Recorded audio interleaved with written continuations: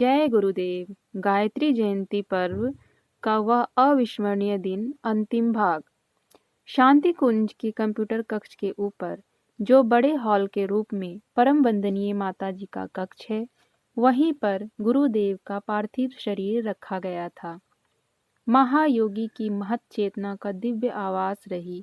उनकी देह आज चेतना शून्य थी। पास बैठी हुई वंदनीय माता जी एवं परिवार के सभी स्वजन वेदना से विकल और व्याकुल थे।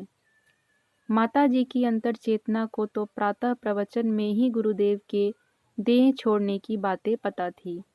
तब से लेकर अब तक वह अपने कर्तव्यों में लीन थी। सजल श्रद्धा की सजलता जैसे हिमवत हो गई थी। अब वह महावियोग के ताप से पिघल रही थी। अंतिम प्रणाम भी समाप्त हो गया, परंतु कुछ लोग अभी हॉल में रुके थे। प्रणाम करके नीचे उतर रहे एक कार्यकर्ता को एक वरिष्ठ भाई ने ही इशारे से रोक लिया। परम पूज्य गुरुदेव की पार्थिव देह को उठाते समय माता जी ने उसे बुलाया एवं भीगे स्वरों में कहा, बेटा, तू भी कंधा लगा ले। माँ के इन स्वरों को सुनकर उनका रोम रोम कह उठा, धन्य हो माँ। वेदना की इस विकल घड़ी में भी तुम्हें अपने सभी बच्चों की भावनाओं का ध्यान है। सजल श्रद्धा एवं प्रखर प्रज्ञा के पास आज जहाँ चबूतरा बना हुआ है, तब वहाँ खाली जगह थी। वही चिता के महायज्ञ की वेदिका सजाई गई थी। ठीक सामने स्वागत कक्ष के पास माता जी तख्त पर बिछाए गए आसन पर बैठी थी। पास ही परिवार के अन्य सभी सदस्य खड़े थे। आसपास कार्यकर्ताओं की भारी भीड़ थी। सभी की वाणी मौन थी, पर हृदय मुखर थे। हर आंख अश्रु का निर्झर बनी हुई थी। आसमान पर भगवान सूर्य इस दृश्य के साक्षी बने हुए थे। कण कण में बिखरी माता गायत्री की समस्त चैतन्यता उसी दिन उसी स्थल पर संघनित हो गई थी।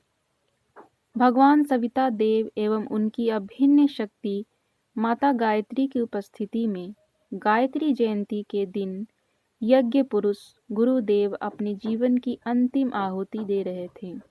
यह उनके जीवन यज्ञ की पूर्णाहुति थी।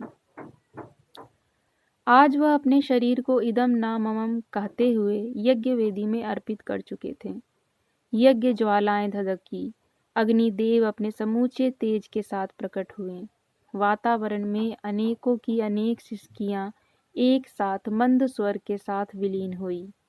समूचे परिवार का कण कण और भी अधिक करुणार्द्र हो गया। सभी विहल खड़े थे। परम तपस्वी गुरुदेव का तेज अग्नि और सूर्य से मिल रहा था। सूर्य की सहस्त्रों रश्मियों से उनकी चेतना के स्वर झर रहे थे।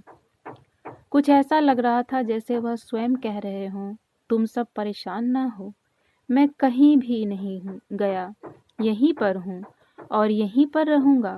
मैंने तो केवल पुरानी पड़ गई देह को छोड़ा है, मेरी चेतना तो यहीं पर है। वह युगों युगों तक यहीं रहकर यहाँ रहने वालों को, यहाँ आने वालों को प्रेरणा व प्रकाश देती रहेगी। मैं तो बस साकार से निराकार हुआ हूँ। पहचान सको तो मुझे शांति कुंज के क्रियाकलापों में पहचानो। ढूंढो वर्ष 1990 की गायत्री जयंती से साकार से निराकार हुए प्रभु के इन स्वरों की सार्थकता इस गायत्री जयंती की पुण्य वेला में प्रकट हो रही थी। हम सबको उन्हें शांति कुंज रूपी उनके विराट शरीर की गतिविधियों में पाना है और स्वयं को इनके विस्तार के लिए अर्पित कर देना है। धन्यवाद। वीडियो अच्छा लगे तो लाइक, सब्सक्राइब करें और वीडियो को शेयर करें।